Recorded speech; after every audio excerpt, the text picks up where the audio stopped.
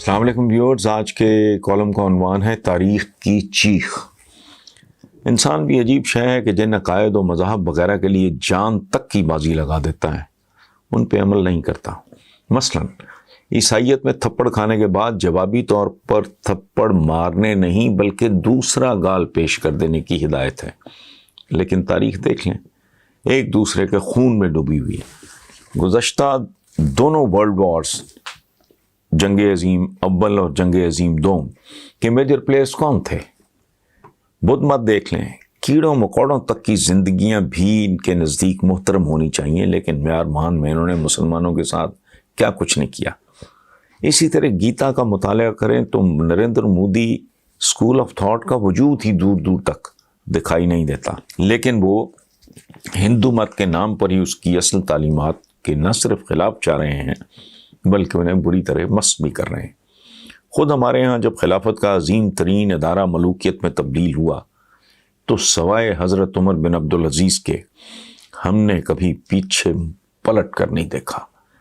ہم سب جانتے ہیں کہ مسلمان ایک جسم کی مانند ہیں، جس کا ایک عضو زخمی ہو تو پورا جسم اذیت میں مبتلا ہو جاتا ہے، لیکن عملاً پوری تاریخ اٹھا کے دیکھ لیں، خدا کی پناہ علمان الحفیظ۔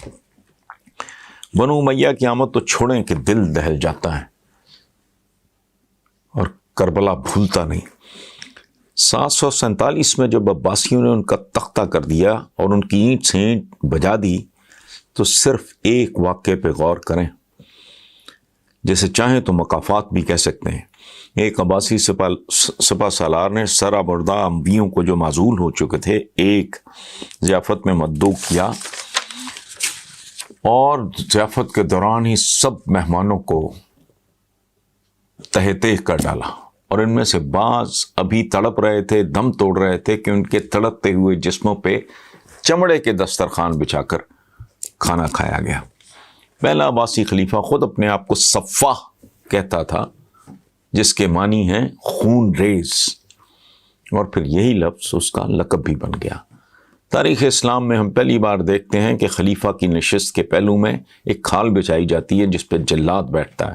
یہ کھال مسند خلافت کو میں نے انورٹڈ کاماز میں لکھا ہے کا جزو لا ينفق بن گئی۔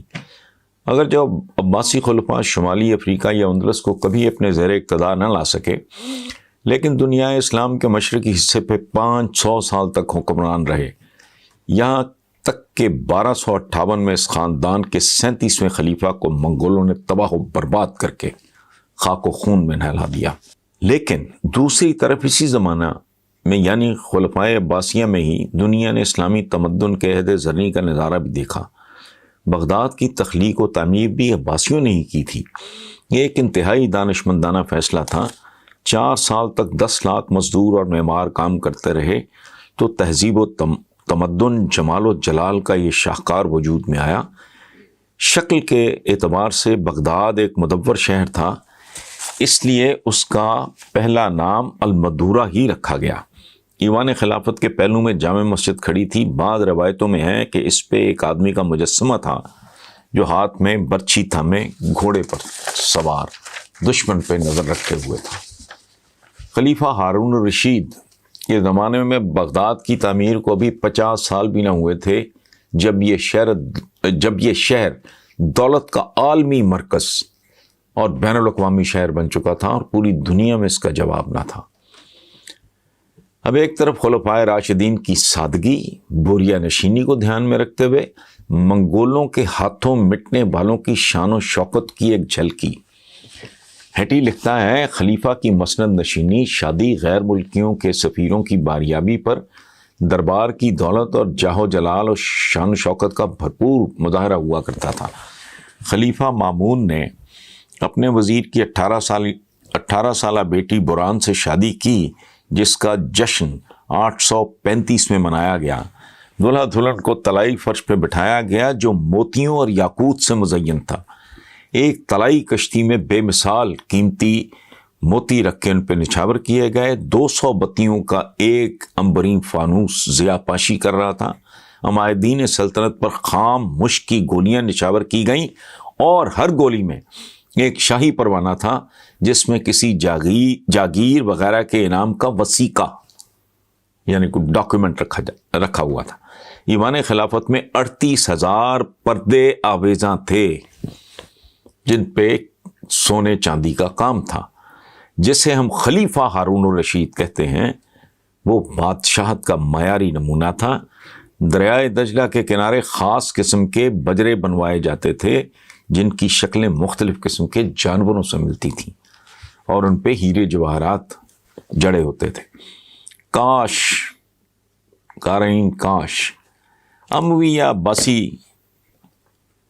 شاہان اپنی دولت کا تھوڑا بہت حصہ ہمارے لیے بھی چھوڑ گئے ہوتے تو آج پاکستان نامی اسلام کا یہ قلعہ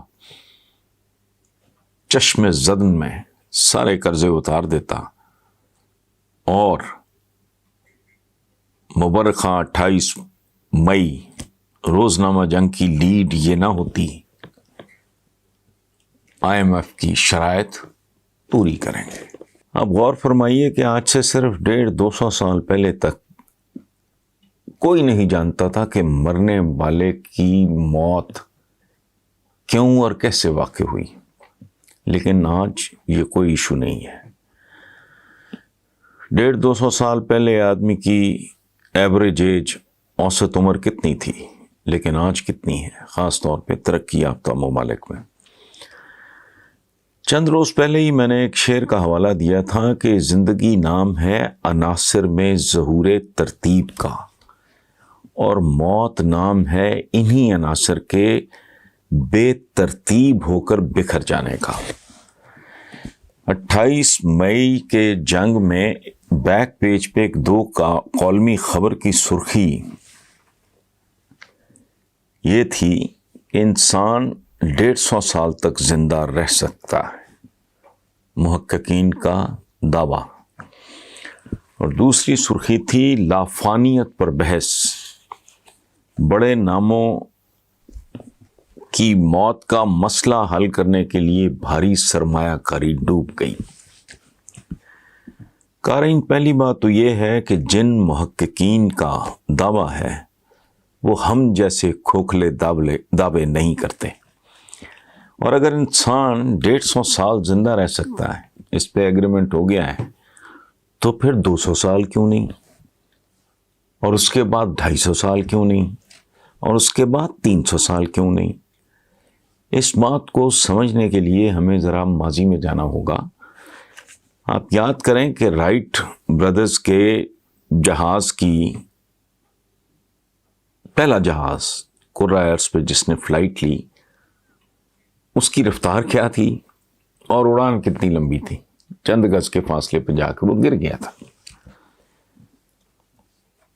جبکہ آج کے جہازوں کی رفتاریں کیا ہیں اور وہ کہاں سے کہاں تک اڑان بھر سکتے ہیں۔ اسی طرح بہت سی دوسری ٹیکنالوجیز پر بھی بڑی بڑی سرمایہ کاریاں ڈوب چکی ہیں، لیکن جنونی انسان نہ پہلے کبھی پیچھے ہٹے نہ اب ہٹیں گے۔ ہم سب انسانوں کی اصل اوقات سے اچھی طرح واقف ہیں کہ یہی انسان آج دنیا میں کہیں بھی ناگ اور آگ اور اس طرح کی چیزوں کی پوجا نہیں ہوتی، لیکن کبھی پوجتا رہا اور ہزاروں سال تک اسی طرح کی حرکتیں ہوتی رہیں۔ اچھا، ماضی کے انسان کی زیادہ سے زیادہ رفتار کیا تھی؟ ہرن اور چیتے کی رفتار سے بھی بہت کم، لیکن آج انسان کی رفتار وہ مریخ اور چاند تک پہنچ جاتا ہے۔ اور آج کی جو بھاپ کے انجن کی جو ٹرین تھی اس کی رفتار کیا تھی، اور آج کل کی جو برقی ٹرینیں ہیں، خدا کی پناہ، وہ تو دیکھنے سے پہلے گزر جاتی ہیں۔ اچھا، ماضی قریب کے انسان کی آواز کی تھروز زیادہ سے زیادہ کتنی تھی؟ 1 ایکڑ، 2 ایکڑ، 4 ایکڑ، 6 ایکڑ۔ آج ہم ہزاروں میل کے فاصلے سے ایک دوسرے سے گفتگو کرتے ہیں، بلکہ ساتھ ساتھ تصویریں بھی دیکھ سکتے ہیں۔ اچھا، اور مجھے کوئی یہ بتائے کہ ماضی قریب تک کے انسان کو اپنے بلڈ گروپ کی کوئی سینس تھی؟ یا فنگر پرنٹس کا کوئی شعور تھا؟ مختصراً یہ کہ جو انسان واقعی صحیح معنوں میں اشرف المخلوقات ہیں وہ مسلسل جستجو میں مصروف ہیں. انسان جب تک مرتا رہے گا ہمیشہ زندہ رہنے کی خواہش اس کے اندر زندہ رہے گی. شاید وہ کبھی آب حیات تک رسائی حاصل کر لے لیکن تب تک بہرحال اسے مرنا ہوگا، مرتے رہنا ہوگا کہ موت بھی زندگی کا ہی دوسرا رخ ہے. آج ہم کچھ بڑے لوگوں کے آخری الفاظ یاد کرتے ہیں جو تاریخ کے سینے میں محفوظ ہیں. رابرٹ بروس ایک مشہور اسکاٹش ہیرو تھا جس پر کچھ بہت ہی عمدہ موویز بھی پروڈیوس کی جا چکی ہیں. بریو ہارٹ بہت مشہور فلم ہے، اس کا حوالہ بھی رابرٹ بروس تک جاتا ہے کہ ولیم کو سزائے موت دیے جانے کے بعد رابرٹ بروس نے بھی اسکاٹش جدوجہد کو لیڈ کیا. اس کے آخری الفاظ یعنی بستر مرگ پہ کیا تھے؟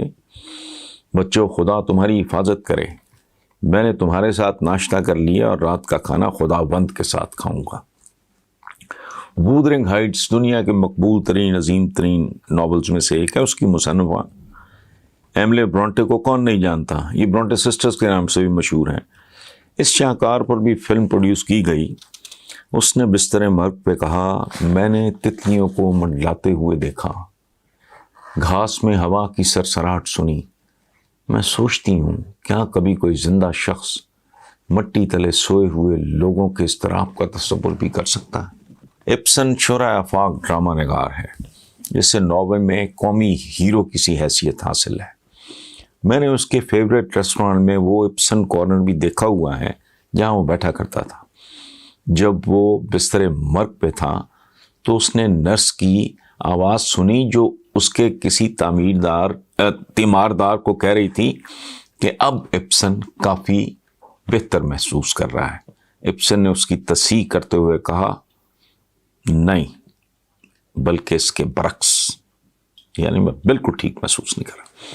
نوبیل انعام یافتہ اونیل یوجین کا شمار امریکہ کے اہم ترین ڈرامہ نگاروں میں ہوتا ہے. وہ نیو یارک سٹی کے ایک ہوٹل میں پیدا ہوا. اس کے آخری الفاظ تھے، ہوٹل میں پیدائش، ہوٹل میں ہی موت، خدا کی لعنت. امریکہ کا 43واں صدر اور مشہور جنرل آئزن ہاور رخصتی سے پہلے کہتا ہے، میں نے اپنی بیوی، بچوں، پوتوں اور اپنے وطن سے بہت محبت کی. اب میں جانا چاہتا ہوں. اے خدا مجھے قبول فرما. عظیم سائنسدان ایڈیسن جو بنی نوع انسان کا بہت بڑا محسن ہے جس سے ہر انسان مستفید ہو رہا ہے، وہ بستر پہ دراز تھا جب اس کی دوسری بیوی قریب بیٹھی تھی. اس نے پوچھا، ایڈی تکلیف تو نہیں ہو رہی؟ ایڈیسن نے کھڑکی سے باہر دیکھتے ہوئے کہا، باہر کا منظر بہت خوبصورت ہے. رہے نام اللہ کا اور اللہ کی مخلوق سدا اس کی پہیلیاں بوجھتی رہے کہ اللہ کے نائب کو یہی جستجو زیب دیتی ہے.